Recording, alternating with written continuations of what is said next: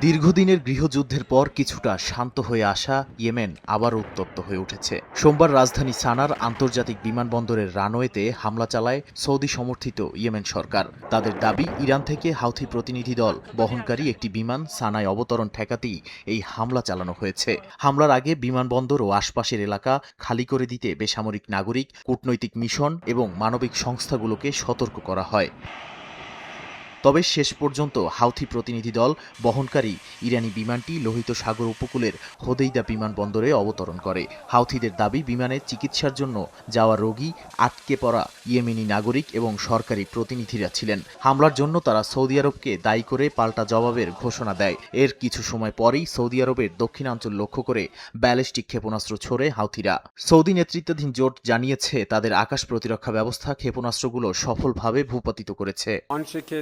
এ ঘটনায় তীব্র প্রতিক্রিয়া জানিয়েছে ইরানও। তেহরানের দাবি, সানার বিমানবন্দরে হামলা আন্তর্জাতিক আইন, জাতিসংঘ সনদ এবং ইয়েমেনের সার্বভৌমত্বের সুস্পষ্ট লঙ্ঘন। অন্যদিকে ইয়েমেন সরকারের অভিযোগ, হাউথিরা ইরানের সহায়তায় ইয়েমেনের আকাশসীমা ব্যবহার করে সামরিক ও রাজনৈতিক তৎপরতা চালাচ্ছে। সরকার বলছে, কূটনৈতিক সব প্রচেষ্টা ব্যর্থ হওয়ার পরই তারা এই পদক্ষেপ নিতে বাধ্য হয়েছে এবং ভবিষ্যতেও ইয়েমেনের আকাশসীমা লঙ্ঘনের যেকোনো চেষ্টা প্রতিহত করা হবে।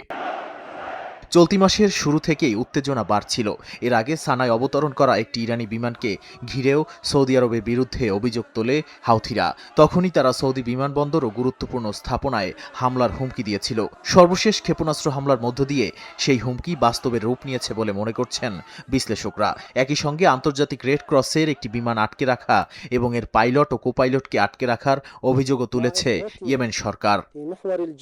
2015 সালে হাউথিরা রাজধানী সানা দখল করে সরকারকে উৎখাত করার পর থেকে ইয়েমেনে শুরু হয় রক্তক্ষয়ী গৃহযুদ্ধ। এরপর সৌদি নেতৃত্বাধীন জোট সামরিক হস্তক্ষেপ করলে সংঘাত আরও বিস্তৃত হয়। জাতিসংঘের মধ্যস্থতায় যুদ্ধবিরতির পর সহিংসতা কিছুটা কমলেও সাম্প্রতিক পাল্টাপাল্টি হামলা নতুন করে পূর্ণাঙ্গ সংঘাতের আশঙ্কা তৈরি করছে।